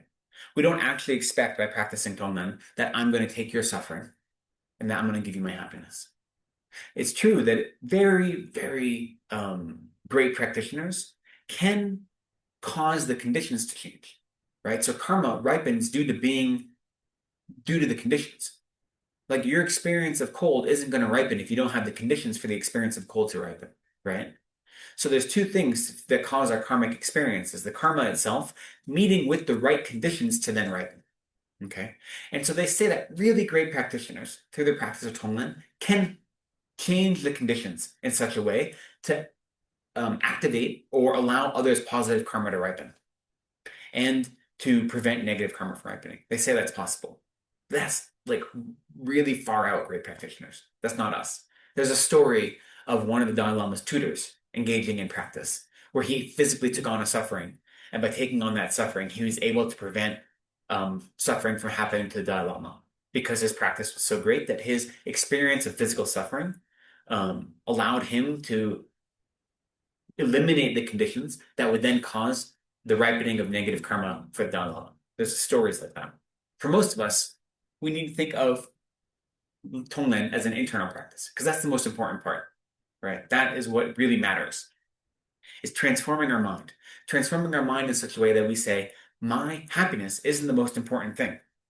I would be willing to take on your suffering and give you my happiness. And we have to be able to cultivate a mind that is actually willing to do this, not just pretending, right? So, this is personal, but when I try to take on the suffering of others in a meditation, there's enormous resistance I can feel because I feel, oh my God, more. And I know that I get over this by telling myself, well, you're just thinking about it. It's not actually coming to you. It's just get on with the meditation. And I do, but that's like really nonsense, isn't it? Well, what that does is it kind of undercuts the power of your meditation a little bit, right? That experience of, oh my God, more. That's the important experience. And not to be like, well, this is all pretend, so it doesn't matter. Because that's like an easy out. I mean, and that's fine. Like, we don't want to overwhelm. Again, we have to be balanced. We don't want to like go, make ourselves experience more suffering than we have to. But in that moment of, oh my God, more, to sit with that for a moment and say, can I take more? Can I experience this suffering, especially if it's going to eliminate other suffering? Can I do that? What would it look like for me to do that? Do I have the resiliency to do that? And part of this practice of doing it in a meditative state is to build up this idea of resiliency, right? Is to build up the mind that is able to actually experience suffering and not be disturbed by it, right? So that experience of, oh my God, more is very common. And the fact that you clock that you notice it is important. Because most people, when they engage in this practice, especially in the beginning, we just right away say, this is all pretend, it doesn't matter. It's all, I'm just imagining things. And that's how most of our practices start. Most of our engagement with meditation is through imagination, right? But being able to actually have that experience of saying, oh my God, more is a big deal, right? So try to sit in that a little bit. But even having that experience means that your practice is moving in a good direction. But then instead of immediately trying to get rid of it by saying, well, this is all pretend, try to sit with it, right? Because it is hard, right? But the reason, I mean, it sounds like very simple, but like the reason we don't want more suffering is because of our self-cherishing mind, right? Like it's very clear, like we're trying to avoid pleasure. I mean, avoid discomfort. And so when you have that experience of not more, you realize, who is saying that? Is it me or is it my self-cherishing mind? Because I am not my self-cherishing mind. That's the important thing. I am not my suffering. And I am not the causes of I'm the cause of my suffering insofar as that I created the karma to be it. But I am not, my understanding of who I am and how I exist in the world isn't defined by the things that happen to me, right? I have the autonomy and I have the capacity to look at what is I'm experiencing, whether it be due to my own mind or due to the causes and conditions that are around me, my environment, and I can experience it with a mind of contentment, not let myself be overwhelmed by it. That's what our practice does. That's what this practice of Tonglen does, is it builds up the courage of a bodhisattva. It builds up the resiliency and strength of a bodhisattva that says, samsara is hard, but I can face that. And awful things might happen to me. I might be attacked, I might be ridiculed, I might experience really difficult situations, yet I have the emotional and mental resiliency to recognize that those are just the result of my past karma ripening. And my experience of suffering is simply due to me engaging in harmful actions in the past. And so really my experience there is only suffering because I am grasping onto this idea of me that doesn't deserve this, that deserves to be in, an elated state all the time and always on a pedestal. That's what's the real suffering. Their words are not suffering. Their ridicule of me is not suffering. Even their physical abuse of me is only this minor physical suffering. It's my mind that grasps the idea that this is unfair. That's what makes it worse. And so what this practice does, and what Tonlan does, is it helps us get rid of that mind and develop a mind of contentment that isn't pretending that those things aren't hard, but instead of saying, yes, they're hard. That's why we need to face them, especially when we have the conditions to do so in a healthy way. When I'm engaging in Tonlan practice, I'm not actually experiencing suffering from others. Therefore, I have the capacity to try to develop a sense of resiliency and courage, so that when those things actually happen, I've already made some, headway into overcoming them. This verse talks about our suffering coming from our habits, right? So the verse says, all of our sufferings derive from our habits of selfish delusions that we heed and we act out. It's because we've been engaging in these same habits of following the self-cherishing mind since beginning this time that we experience suffering. And so when we're able to recognize that, then we're able to undercut that suffering. I often talk about what I term as the bodhisattva paradox, right? I've mentioned this before, that in a bodhisattva's practice, this comes up a lot in the Bodhicharyavatara. Basically, when you're practicing the life of a bodhisattva and doing your best to live for the benefit of others, we say on one hand, I'm the only one responsible for my suffering and my happiness. There's no one outside of me that can lead me to be free from samsara. Yet, as a bodhisattva, it's my responsibility to free all sentient beings from samsara. Those two things seem contradictory, don't they? Right? And that's what it means to live your life as a bodhisattva, is to live in that liminal space that is a paradox, right? To some extent, this practice is very similar, where we say, my experience of taking suffering onto the path isn't going to eliminate my experience of suffering now. But what it is doing is creating the conditions where I won't experience suffering in the future, right?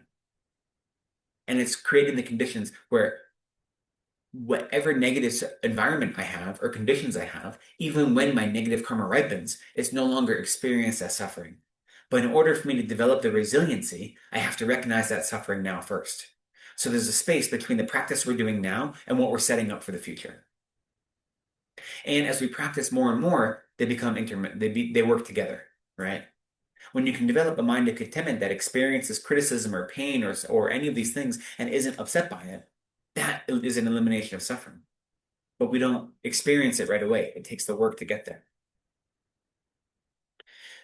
So we need to look at our habits, which is why often when we talk about meditation practice, I often recommend, anyone you study with is going to say meditating in the morning is best, and I agree. Your mind is fresh and it helps set your whole day. But meditating at the end of the day is, I think, really important because it gives you a chance to do what I think of as like a checkup meditation, where you look at your actions for the day and you go through everything I did today and say, why did I do these things? Was I motivated by a self-centered concern or for concern helping others? Was I engaging in spiritual practice or worldly practice? And it's not about judging yourselves, right? That's the big thing about Buddhism is there's no judgment here. It's this recognition. Because when we recognize that we're doing something that isn't virtuous or isn't helpful, then we can stop doing that thing. So it's not about saying, God, I'm a bad person. All I did today was worldly. You say, oh, wow. All I did today was worldly. Huh. How could I do it differently tomorrow? That's not the same thing, right? This idea of blame, judgment, guilt isn't useful. But it is useful to look at our actions and to see, was I actually engaging in spiritual practice or was I engaging in worldly practice? Was I seeking my own happiness or the benefit of others? The truth, it sounds like a platitude, but the true way to have wealth and to have pleasure is to be generous and to help others, right? The more you serve others, the less you experience suffering in general.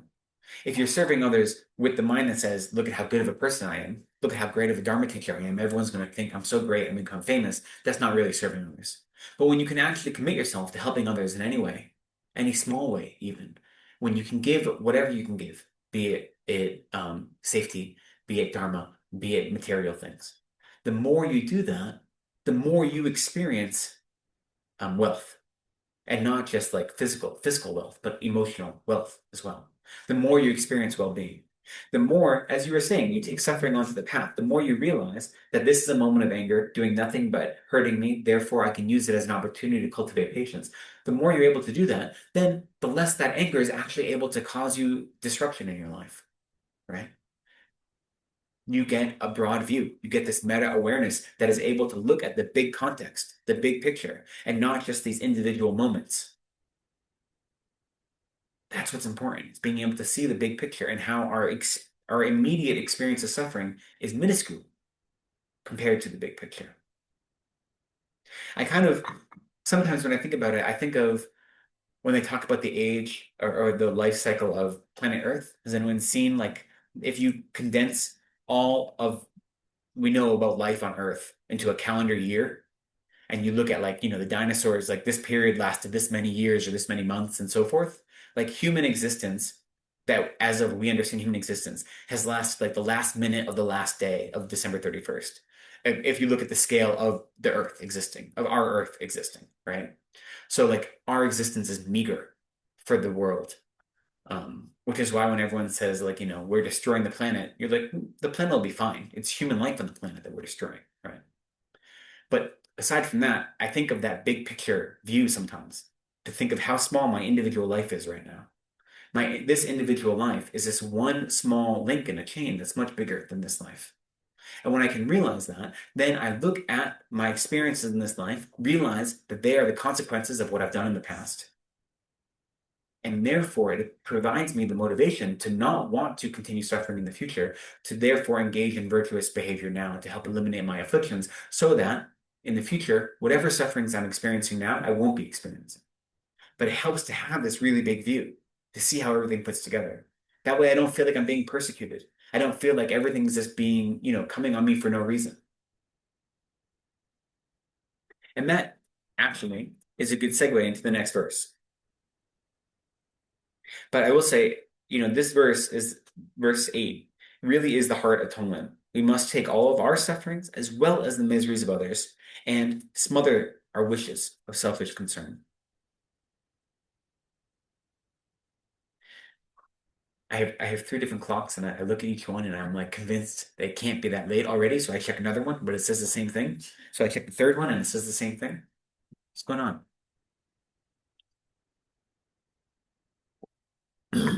So this next section, we're not going to get through all of it, but verse 9 through verse 48 is a long section on karma and the results of karma. Okay. And, we've had lots of discussions of karma here. And so any of our regular students know all this expansive teachings of karma, right? And the four rules of karma and the different types of karmic fruitions and all these things. We know all these things. You probably don't need 41 verses or 39 verses to go through them.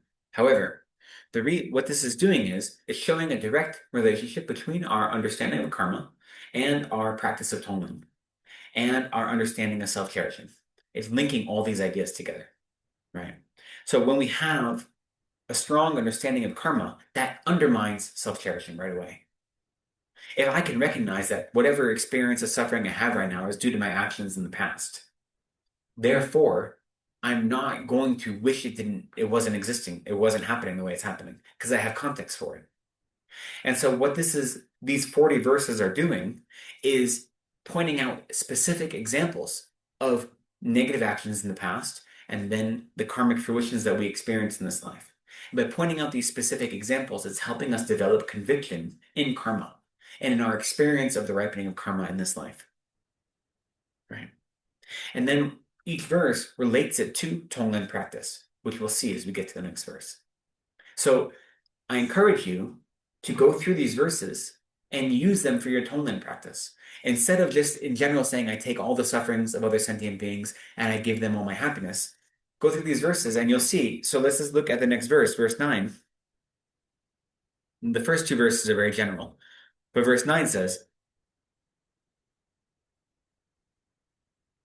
verse 9 and 10 go together. Let me see. Should the impulse arise now to seek our own pleasure, We must turn it aside and please others instead. For even if loved ones should rise up against us, we must blame our self-interest and feel it's our due. So that again is generally introducing the idea of karma, right? So that's a general one, which we'll talk about in a moment. But look at verse 10. When our bodies are aching and racked with great torment of dreadful diseases that we cannot endure, this is the wheel of sharp weapons returning full circle upon us from the wrongs that we have done till now. From the wrongs we have done. Till now we have injured the bodies of others, and hereafter let's take on whatever sickness is theirs. So this is showing a perfect little Tonglen practice, but instead of saying just the suffering of others in general, it's looking at specific, the physical suffering of the body. And it's saying the reason we've experienced it is because we've injured the bodies of others. So it's showing the karmic link between our experience of physical suffering now is at least in part due to our causing of physical suffering to others in past lives. So it's showing that karmic link, and then it's building on that and saying, since that's the case, then let me take the suffering of others, and their sickness and their physical ailments, and give them my freedom from those things. So you can just do Tonglen just on this specific type of suffering. And if you go through verses 10 through 48, each one is specific like that. So you can bring that into your Tonglen practice, which is interesting because then you might see which types of suffering are easier for you to take and which ones are more difficult. Some people might have no problem taking physical suffering or sickness, but they might have great problems taking emotional suffering. Or the next verse 11, I think, is about hunger and thirst. You might have a really strong difficulty with that, but have no problem taking a different type of suffering. So it's useful to go through these verses, and not all in one meditation, right? But take one or two for meditation, just that, like that. And then the next day, where you're doing meditation again, take the next few. So you incorporate the actual teaching, the text itself, into your practice of meditation. And the reason is, being general is fine and useful, but this gives you all the specific details that helps prepare you for every situation in many ways, right? So in verse 9, when we say, well, first off, I should say, so each one it shows you an experience of suffering in this life. It tells you the karmic, the link between cause and effect. And then it turns it into a Tonglen practice. Let me take this experience of suffering from others onto myself. And the thing is, Tonglen, giving and taking, Tong meaning to give, Len meaning to receive, it requires a foundation, right? Tonglen meditation is very popular, and people love to talk about it. And that's great. And if anyone does any version of it, I think that's helpful. But to really do it well, we need a well-prepared mind, right? We need a mind that really wishes to destroy self-cherishing. And at the same time, wishes to replace self-cherishing with the mind that cherishes others more than ourselves. Like, we really need that. Otherwise, it's just a performance, right? And at the same time, we have to understand the karmic source of our suffering. Because if we think suffering comes from nowhere, or it comes from some cosmic judge, or from something outside of ourselves, then taking on suffering doesn't mean anything, because we don't have any autonomy or control over it, right? So in order to have a strong foundation for Tonglen practice, we have to have conviction in karma and understand how karmic cause and result works. I don't mean we have to understand it perfectly, but we have to have some sort of mind that realizes it. And we have to have a genuine wish to destroy our self-cherishing mind, to see how our self-cherishing mind is causing our suffering. Because otherwise, what's the purpose of practicing Tonglen if we don't want to do that?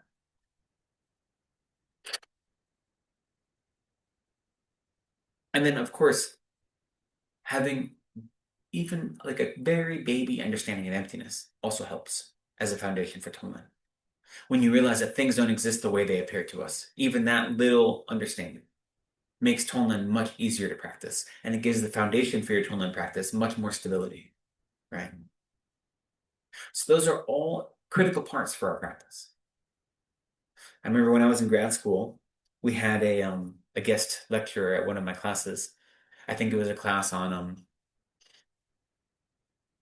either Buddhist hospice care, probably, contemplative care of the dying. And this guest teacher came in, and he was from a Theravada tradition. And I brought up the idea of atonement, and he laughed, and he's like, "What's the purpose of that? It doesn't help anyone." Because he was under the perspective that me practicing atonement was actually to eliminate the suffering of people in front of me, right? So if you actually believe that's the point of atonement, which is the way it's taught many times, you're not going to get a lot out of the practice, right? The atonement is about transformation. It's about getting rid of our self-cherishing mind and developing a mind that says other people are more important than me. So we have to understand, we have to build for ourselves this foundation. Otherwise, the practice isn't very helpful. And so in verse 9, when we say that this is our due, again, well, we're out of time. I'm going to leave my extra time for questions is being eaten up. In verse 9, we says, we must blame our self-interest and feel it's our due. The important thing for this is to, again, we have to have a healthy, non-judgmental mind that does this, that's recognizing the way karma works. It's not saying I'm a bad person because I created negative karma and experiencing the ripening of negative karma. It's saying just the bare fact that I did this, therefore I'm experiencing this. It's not about judgment. So to say it's our due, it is like a heavy language to say like I deserve this. No one deserves to suffer. Okay. We suffer because we created the conditions for suffering. Doesn't mean we deserve it, at least not in the contemporary sense of the word deserve. So when we study karma, when we study what it means, like where our suffering comes from, cause and effect is impartial. Karma is impartial. It isn't that you deserve it. It's the consequence that is what happens, right? So when we say this suffering that I'm feeling right now, or when loved ones should rise up against me, I should look at it and say, I deserve this. It's my due. What it's saying is my self-cherishing mind is the enemy that is creating so many problems and has created problems since beginning this time and has caused the conditions for this to happen to me. Right? It's not that they have done something, it's that I've done something. And it may not be something I did in this life. We're not blaming the victim, right? That's the important part of karma. We don't blame the victim. But at the same time, we say your experience of suffering is due to your own actions, even if there were actions in a past life. And that's a hard thing to balance, to wrestle with. It's very easy to feel like I'm blaming the victim, but it's not. It's just looking at the conditions.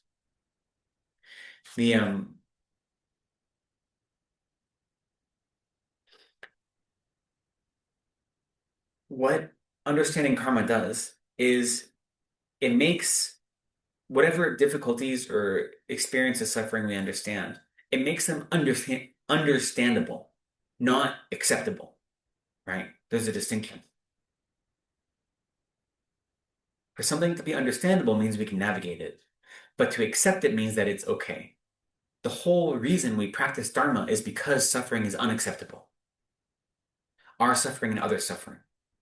That's the whole point of Dharma practice. But karma is telling us that it's giving us the way to understand it. One of the Geshe Chuni's commentary, Geshe Chuni, he said, this is an oral commentary, and I can only imagine the audience response. He said, so when you have a man and a woman doing the same job, and a woman gets less pay for it, that's her karma. That's a result of negative action she's created in the past. When you understand it that way, it gives you a context to understand that. That doesn't mean it's right. It doesn't mean it's acceptable. It's just giving you the context to understand something. It's making it understandable, decipherable. But the very fact that that is unacceptable, that wage disparity is unacceptable, is why we engage in practice. And why I think social activism is also important to our spiritual practice, right? That they can go hand in hand. But looking at unacceptable circumstances and making them understandable doesn't mean they're acceptable. That's an important thing. So the whole reason we practice is because suffering is unacceptable in all of its forms. But we need to understand it, which is to say, understand karma, in order to then create the conditions and the environment where that suffering will not arise. Okay, I'm going to stop there because we only have 5 minutes left. Do we have any questions about this text in general? One thing I will say, I'll jump to just really quickly. So all of these verses up until 48 are all giving different examples of karmic cause and result. So you can look at any one of them and you'll see the same relationship. It's giving the karmic experience or the ripening of karma. That ripening itself is the wheel of sharp weapons you're talking about. So it's not the feeling of suffering that's the sharp weapon, but it's the ripening of negative karma that is the wheel of sharp weapon, right? That's coming back. And then it's giving you the karmic cause, and then it's telling you how to bring that into a atonement practice. If we look at verse 49 really quickly, what verse 49 is doing is is it verse? Yeah, 49 is summing up this whole section by identifying the real enemy. And the real enemy is a self-cherishing mind, right? So verse 49 says, "It's true what I have said about self-centered interest. I recognize clearly my enemy now. I recognize clearly the bandit who plunders, the liar who lures by pretending he is part of me. Oh, what relief that I have conquered this doubt." Okay? When we can truly recognize that the real enemy is a self-cherishing mind. Like, it's so easy to say that our suffering comes from self-cherishing. Easy to say that. When we can really recognize it, and that is the purpose of going through all these different types of suffering and their karmic cause and result, is to point us towards self-cherishing. When we really realize it, then that's an experience of joy, right? Or of relief. Because you actually know what's causing your suffering now. So when you can identify it and actually have conviction in it, that is a moment of relief, as he says. Oh, what relief. So all of the verses before here, or at least this section, is helping us develop conviction that it is our self-cherishing mind that is causing all of our suffering, and is teaching us the techniques to eliminate it. Okay, so I'll stop there. If we have any questions.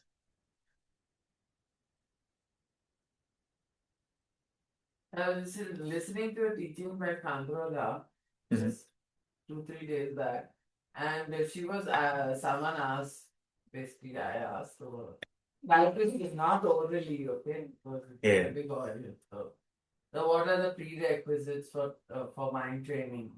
Like Lojong did. If you say basically the person should have some understanding of it.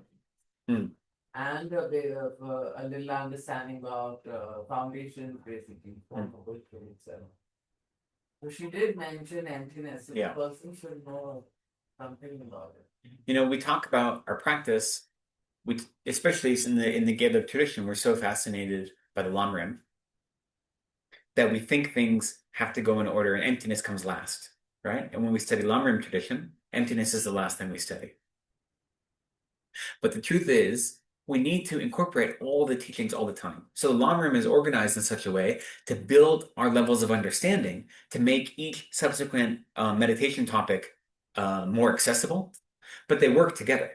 And so without, an emptiness, I know a lot of teachers who are afraid to even teach emptiness, and we have a bodhisattva vow to not teach emptiness to unsuitable vessels, right? Because if you don't understand emptiness correctly, you can easily fall into nihilism, that nothing matters, nothing exists at all. Like, that's easy to have that misunderstanding, right? So people are very hesitant. And really understanding emptiness is very difficult. But if we have even this baby understanding of it, that's the way I like to think of it. Things don't exist the way they appear to us. I don't exist the way I perceive myself, and things external to me don't exist the way they appear to me. Even that level of understanding can then color all of our other practices and make them more profound, right? It's important to think about, we talk about the two paths of practice. We have the profound path and the vast or expansive path. The vast or expansive path, Gyalten, is everything other than emptiness. And then the profound path is studying emptiness. And we need both of those things, right? But to realize that emptiness exists on its own path shows that it infiltrates everything else, right? So I agree, to practice Lojong, having a small idea of emptiness is useful. Because if you don't, then this idea of taking on suffering of others or destroying the self-cherishing mind, you don't understand the distinction between a mind that only exists due to imputation or a mind that inherently exists. And so your understanding of self-grasping and self-cherishing are going to be skewed, right? But it doesn't mean we have to be great emptiness, like have great realizations of emptiness. especially as we begin our practice. I was just talking to a friend of mine. So when I was at this, when I was in Tallinn, I was there for a conference, and it was the first international conference on Gyalten Gyatso, who was the sixth Dalai Lama, who was born in Tallinn. And my housemate from Sarah, Tengi Rinpoche, he organized it for his center that he has up there. And there were 30 speakers, I think, from universities throughout Europe and America, and then a bunch of Indian and Tibetan scholars as well. And one of the speakers was my classmate from Harvard, as well as one of the moderators was my old professor. So it was like a little reunion. And as soon as I saw my classmate, he immediately emailed another old classmate of mine. And I got a message from him like literally 20 minutes later. And he was talking about his practice, and he says, I've been practicing for almost 3 decades, and I find such joy in my study of refuge and my study of bodhicitta, the most fundamental parts of our practice, right? Refuge and bodhicitta. The very first verse that we recited in our prayers today was for refuge and bodhicitta. So to think these are the preliminaries, they're the beginnings only, is misunderstanding. We look at all the long-term topics, they build on each other, but they work together. And the deeper we study, the more I practice, I agree. Like having a mind of refuge is so profound and so meaningful. So even though I've been studying as long as I have, the more I engage with really meditating on refuge, what does it mean to have refuge? It's really empowering, right? It's easy to think, well, I've been practicing so long, but those are beginner topics. But the truth is, those are the basic building blocks that make all of our practice so much richer for having them. So emptiness is quite important. It infiltrates everything, but so is refuge, right? So is understanding death and impermanence. So is recognizing the benefits of a perfect human rebirth. They all work together in like a meaningful, symbiotic kind of way. But Lojong, this text is pretty rough, right? To say this is my fault, right? I did this in the past, therefore that. But other Lojong texts are even harsher. I often talk about text by Kachen Gyalten, which is that myself and Jamba Kedrup translated, called "The Crystal Mirror, Clearly Revealing My Faults." And every verse sets up like what it means to be a good practitioner, and then the end of the verse says how I've done the opposite of that, and therefore please have compassion on me, O Chen Rezik.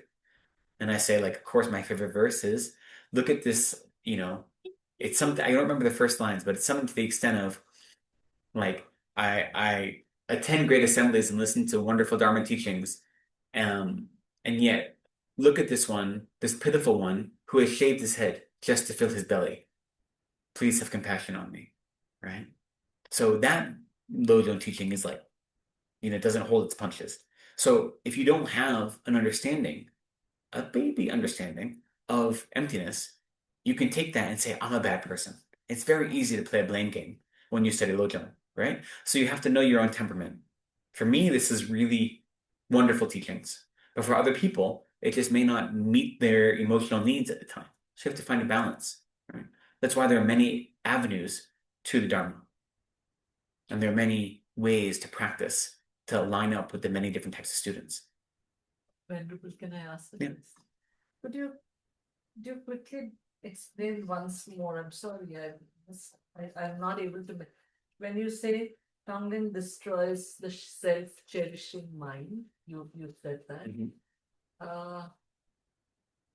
I'm not able to. So Tonglen is developing a mind that is actively wishing to experience suffering, other suffering, right? And the self-cherishing mind is the opposite of that. The self-cherishing mind says, I don't ever want to suffer. All I want is, like ice cream and video games all day long, right? So if you can have a mind that says, I am willing and happy when I experience other suffering because it means they don't have to, that is impossible to have that mind and a self-cherishing mind at the same time. So the visualization, you visualize your self-cherishing mind as like a steel ball, and the visualization of black smoke or whatever it is, like beats upon that ball and destroys it. Like that's the visualization, right?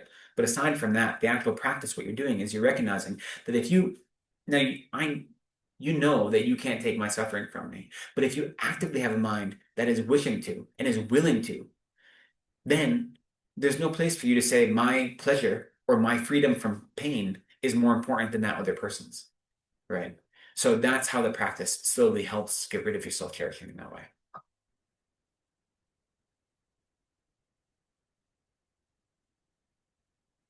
No other questions? We're all bodhisattvas? The question might be silly, but I'll ask it anyway.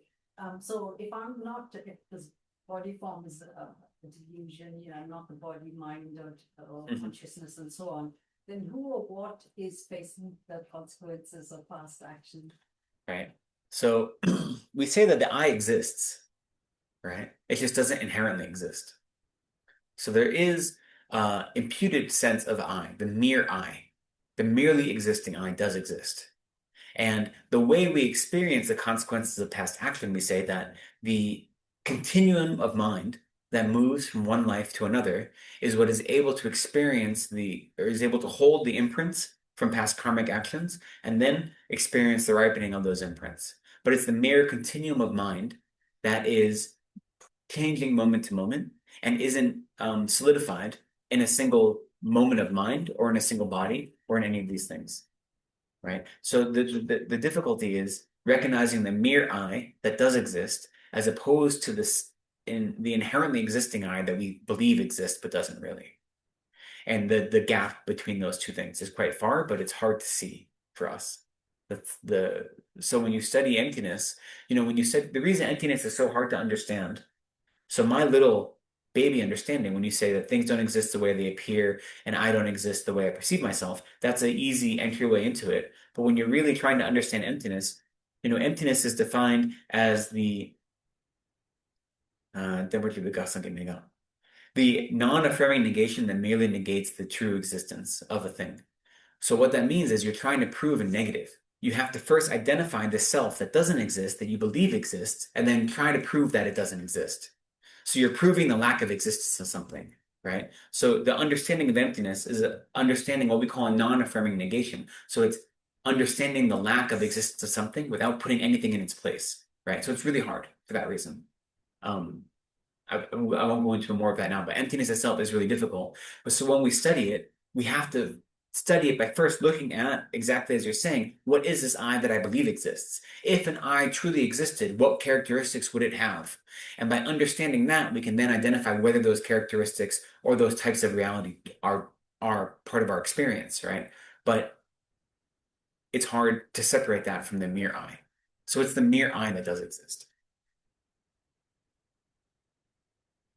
Okay, so I've already gone over time. So if there's no other burning questions, one last question. Yeah. It's a quick yeah, one. go for it. So is it possible can one do Tonglen? No, like whatever I have understood, I take on suffering, generally. Can I take on sufferings that I feel at this point of time I'm able to, which don't sort of send me in a panic? Could I do that? I take on X suffering, and that X suffering is not sending me in a panic. Yeah, exactly. That's okay. Yeah, and that's what I was saying with these 40 verses here. They're detailing different specific types of suffering. So you just focus on those individually, and then that's useful that way.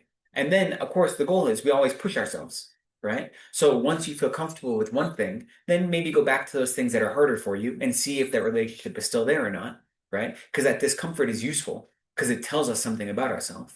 But if it causes you to spiral into a panic, then you shouldn't go there right away. But we should never be content, right? We should always be pushing, but doing so in a gentle way, recognizing that we're suffering samsaric beings that are doing the best we can. Samsara is hard. We're doing the best we can. So we shouldn't become lazy, but that's not the same thing as, taking care of ourselves. So we have to find that balance. Balance is most important. And for me, I spent so long being so lazy that it doesn't even a small amount of effort is huge, so like that. Okay, so let us conclude then with a dedication and some prayers. So we always want our practices to be virtuous in 3 ways, which is to say virtuous in the beginning, middle, and end. They're virtuous in the beginning by setting a strong motivation that our study and our practice, our meditation is for the benefit of others, not for ourselves alone. So that makes our practice virtuous in the beginning. It's virtuous in the middle by having strong attention and interest in the teachings of the Buddha. And it's virtuous in the end by dedicating whatever merit we've accumulated to the benefit of all sentient beings and not keeping that merit for ourselves alone, or having a mind that wishes to dedicate that merit. Now, as we know, karma is not transferable, right? But we can have a mind that wishes, may whatever merit I've accumulated here today not simply ripen in my own benefit, but may it ripen on others. May others experience the ripening of my virtuous karma that came about from my practice of study and contemplation this evening. May those who are suffering be free from their suffering. May those who have died quickly find a perfect human rebirth and meet a Mahayana virtuous friend. May all those who have no one to pray for them experience the benefits of prayer and devotion. And may I myself quickly become a Buddha so that I will be in the best position to be able to benefit others. So with that strong dedication, let's offer dedication prayers that are found in our prayer book on page 36. We'll just offer the first prayer, the first verse in English. Then the second verse we'll do once in Tibetan and once in English. And then we will do the short long life prayer for His Holiness Dharma.